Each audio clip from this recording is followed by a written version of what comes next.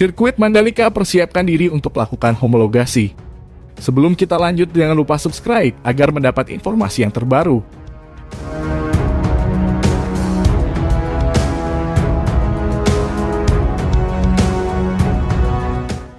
Pada November 2021, Sirkuit Mandalika bakal menggelar 2 ajang balap internasional.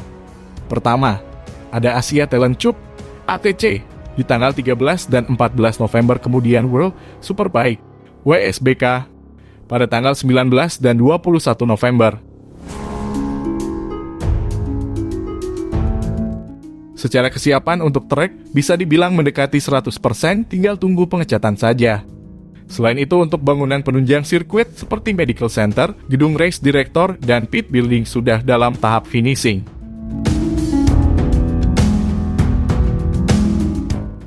Rencananya, sebelum ATC dimulai akan dilakukan terlebih dahulu homologasi. Dan Dilato, Head of Operations Sporting Mandalika Grand Prix Association, MGPA,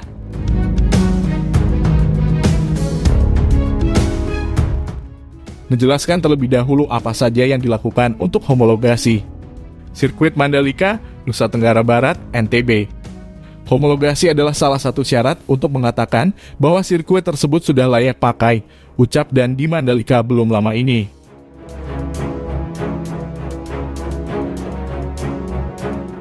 Kelayakan sirkuit yang pertama dilihat adalah treknya, lalu sirkuit.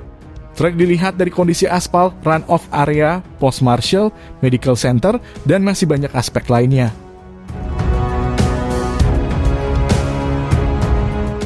Kami dari Organizing Committee MGPA sangat yakin bahwa homologasi akan dilakukan 1 minggu sebelum balapan dimulai. Artinya, sekitar tanggal 11-12 November 2021 untuk ATC, sedang tanggal 17 sampai 18 November untuk WSBK.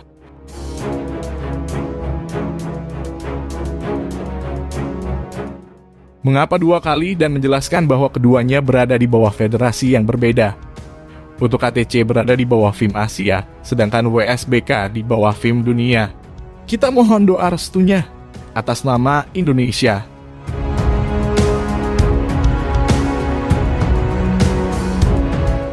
Kita mampu melaksanakan ATC sebagai warm up dan dilanjut dengan WSBK, dan tahun depan ada MotoGP di Maret 2022, ucapnya.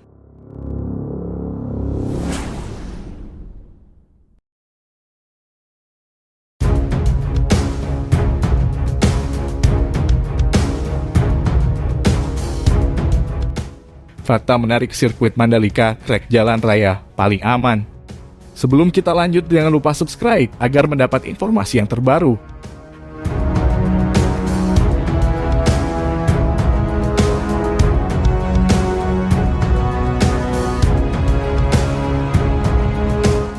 Sirkuit Mandalika diusulkan pertama kali oleh Indonesia Tourism Development Corporation (ITDC) demi meningkatkan potensi wisata di kawasan Mandalika, Lombok, Nusa Tenggara Barat.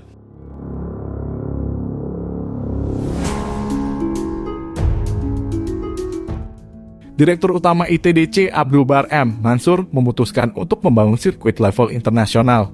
Tapi, ia juga ingin trek tersebut jadi destinasi wisata ketika tidak ada event balap. Setelah melakukan diskusi panjang, pria yang kerap disapa Bari itu melakukan pendekatan dengan VINCI untuk menjadi investor.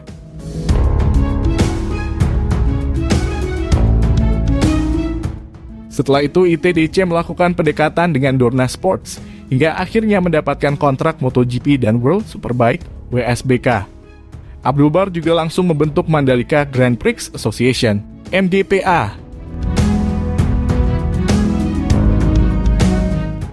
Untuk mengelola seluruh keperluan yang diperlukan untuk menggelar event balap. Namun, ITDC lebih dulu fokus untuk membangun sirkuit. Pasalnya, mereka menginginkan sirkuit berkonsep jalan raya yang belum pernah digunakan oleh MotoGP sebelumnya.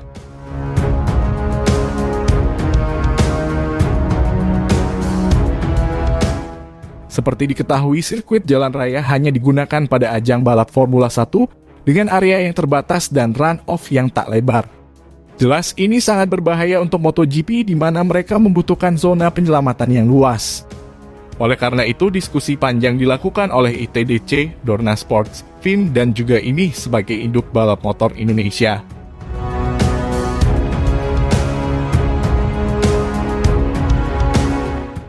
Setelah pembahasan mengenai konsep, keselamatan dan keamanan pembalap dengan sirkuit yang diinginkan di TDC, maka terciptalah kerangka awal sirkuit Mandalika.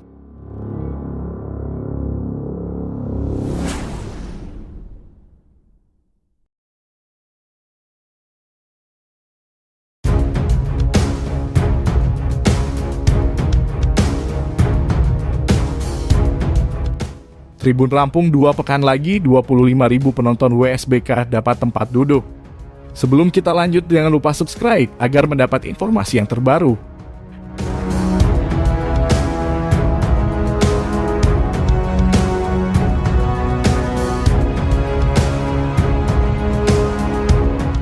Kesiapan jelang World Superbike WSBK Mandalika terus dikebut, mulai dari kesiapan sirkuit hingga tribun penonton.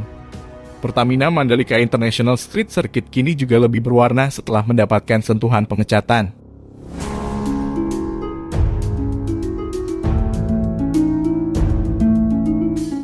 Sirkuit Mandalika bakal didominasi warna merah putih.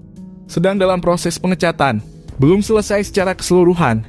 Makanya untuk sementara waktu sirkuit ditutup dulu, ujar salah satu petugas di area sirkuit Mandalika saat menerima kunjungan tamu dari Kementerian Kominfo. Kemarin 25 Oktober. Untuk proses pengecatan, pihak MGPA diketahui mendatangkan tim painting and washing road grip dari Inggris. Namun anggotanya berasal dari berbagai negara.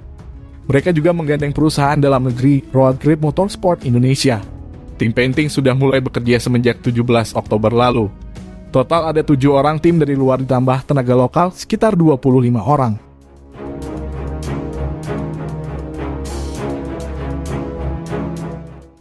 Pengecatan dijadwalkan tuntas 25 hari bersamaan dengan proses pembangunan garasi untuk tim balap atau pit bull leading. Sehingga sebelum perhelatan Asia Talent Cup seluruhnya sudah beres. Pengecatan sudah selesai mulai dari tikungan 13 hingga 17.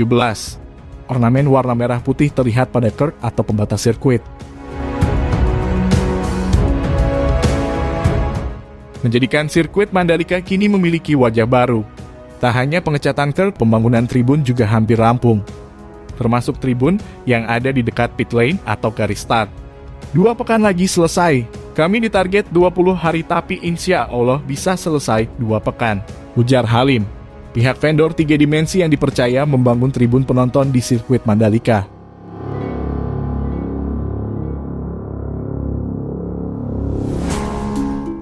Tribun ini menurut Halim nantinya akan dilengkapi dengan kursi, sehingga para penonton bisa menyaksikan pembalap memacu kendaraannya sambil duduk nyaman dan disuguhkan pemandangan indah sirkuit Mandalika.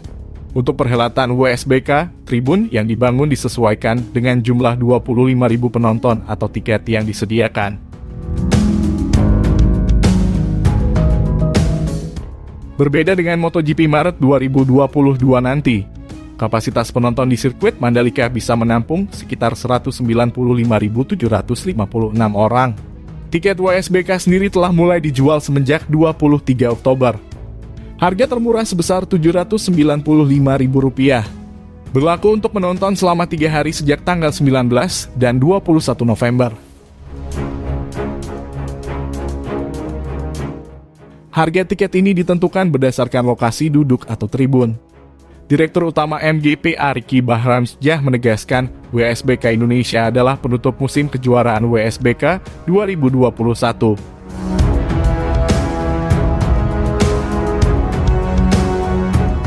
Sirkuit Mandalika pun akan menjadi lokasi penentuan juara dunia WSBK 2021 antara 2 rider yang tengah bersaing, yaitu pemimpin klasemen Toprak Razgatlioglu dan juara bertahan Jonathan.